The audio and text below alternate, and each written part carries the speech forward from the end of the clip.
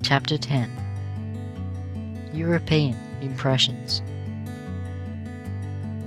Some people here in America think that some of us make too much ado over the matter of industrial training for the Negro. I wish some of the skeptics might go to Europe and see what races that are years ahead of us are doing there in that respect. I shall not take the time here to outline what is being done for men in the direction of industrial training in Europe, but I shall give some account of what I saw being done for women in England. Mrs. Washington and I visited the Agricultural College for Women at Swanley, England, where we found 40 intelligent, cultivated women who were most of them graduates from high schools and colleges, engaged in studying practical agriculture, horticulture, dairy and poultry raising. We found the women in the laboratory and classrooms, studying agricultural chemistry, botany, zoology, and applied mathematics. We also saw these same women in the garden, planting vegetables, trimming rose bushes, scattering manure, growing grapes, and raising fruit in the hothouses and in the field. As another suggestion for our people, I might mention that while I was in England, I knew one of the leading members of Parliament leaving his duties in that body for 3 days to preside at a meeting of the National Association of Poultry Raisers, which was largely attended by people from all parts of the United Kingdom. In the trip which Mrs. Washington and I made through Holland, we saw much which may be of interest to you. It has been said that God made the world, but the Dutch made Holland. For one to fully realize the force of this, one must see Holland for himself.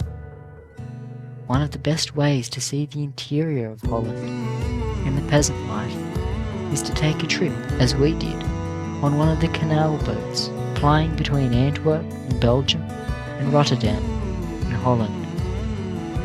It was especially interesting for me to compare the rural life in Holland with the life of the country coloured people in the south. Holland has been made what it is very largely by the unique system of dikes or levees which have been built there to keep out the water of the ocean, and thus enable the people to use to advantage all the land there is in that small country. The great lesson which our coloured farmers can learn from the Dutch is how to make a living from a small plot of ground well cultivated, instead of from 40 or 50 acres poorly tilled. I have seen a whole family making a comfortable living by cultivating 2 acres of land there, while our southern farmers, in too many cases, try to till 50 or 100 acres and find themselves in debt at the end of the year. In all Holland, I do not think one can find 100 acres of wasteland. Every foot of land is covered with grass, vegetables and grain or fruit trees. Another advantage which our southern farmers might have in trying to pattern after the farmers of Holland would be that they would not be obliged to go to so much additional expense for horse or mule power. Most of the cultivating of the soil there is done with a hoe and spade. I saw the people of Holland on Sunday and on weekdays, but I did not see a single Dutch man, woman or child in rags. There were practically no beggars and no very poor people. They owe their prosperity, too, very largely to their thorough and intelligent cultivation of the soil. Next to the thorough tilling of the soil, the thing of most interest there, from which the coloured people in America may learn a lesson, is the fine dairying which has made Holland famous throughout the world. Even the poorest family has its herd of Holstein cattle, and they are the finest specimens of cattle that it has ever been my pleasure to see. To watch thousands of these cattle grazing on the fields is worth a trip to Holland, as the result of the attention which they have given to breeding Holstein cattle. Dutch butter and cheese are in demand all through Europe. The most ordinary farmer there has a cash income as the result of the sale of his butter and milk. Many of these people make more out of the wind that blows over the fields than our poor southern people make out of the soil. The old-fashioned windmill is to be seen on every farm. This mill not only pumps the water for the livestock, but in many cases is made to operate the dairy, to saw the wood, to grind the grain, and to run the heavy machinery. These people are, however, not unlike our southern people in one respect, and that is in having their women and children work in the fields. This, I think, is done in a larger measure even than in the south among the coloured people. An element of strength in the farming and dairying interests of these people is to be found in the fact that many of the farmers have received a college or university training. After this, they take a special course in agriculture and dairying. This is as it should be. Our people in the south will prosper in proportion as a larger number of university men take up agriculture and kindred callings after they have finished their academic education.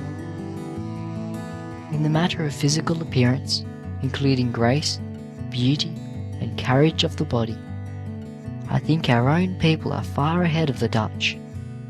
But the Dutch are a hardy, rugged, industrial race of people. In our trip in the canal boat, we saw the men at the landings in large numbers, in their wooden shoes, and the women and children in their beautiful old-fashioned headdresses, each community having its own style of headdress, which has been handed down from one generation to another. We were in Rotterdam over Sunday. The free and rather boisterous commingling of the sexes on the street was noteworthy. In this also, our people in the United States could set an example to the Dutch. The foundation of the civilization of these people is in their regard for and respect for the law, and their observance of it. This is the great lesson which the entire South must learn before it can hope to receive the respect and confidence of the world. Europeans do not understand how the South can disregard its own laws, as it so often does. If you ask any man on that side of the Atlantic why he does not emigrate to the southern part of the United States, he shrugs his shoulders and says, "No law, they kill." I pray God that no part of our country may much longer have such a reputation as that in any part of the world. From Holland, we went to Paris. On a beautiful sunny day, if you could combine the whirl of fashion and gaiety of New York City, Boston, and Chicago on a prominent avenue, you would have some idea of what is to be seen in Paris upon one of her popular boulevards. Fashion seemed to sway everything in that great city. For example, when I went into a shoe store to purchase a pair of shoes, I could not find a pair large enough to be comfortable. I was gently told that it was not the fashion to wear large shoes. One of the things I had in mind when I went to France was to visit the tomb of Toussaint Louverture, but I learned from some Haitian gentlemen residing in Paris that the grave of that general was in the northern part of France, and these same gentlemen informed me that his burial place is still without a monument of any kind. It seems that it has been in the minds of the Haitians for some time to remove his body to Haiti, but thus far it has been neglected. The Haitian government and people owe it to themselves, it appears to me, to see to it that the resting place of this great hero is given a proper memorial, either in France or on the island of Haiti.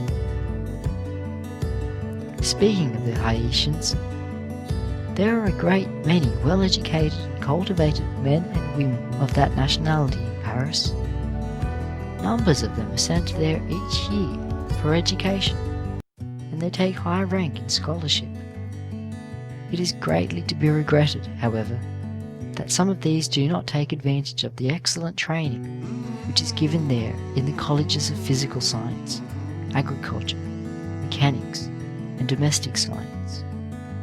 They would then be in a position to return home and assist in developing the agricultural and mineral resources of their native land Haiti will never be what it should be until a large number of the natives receive an education which will enable them to develop agriculture, build roads, start manufactories, build railroads and bridges, and thus keep on the island the large amount of money which is now being sent outside for productions which these people themselves could supply.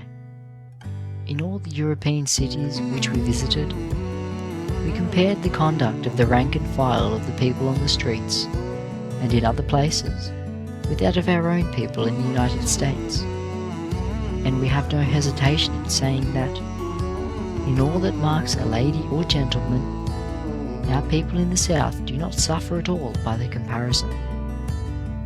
Even at the camp meetings and other holiday gatherings in the South, the deportment of the masses of the coloured people is quite up to the standard of that of the average European in the larger cities which we saw.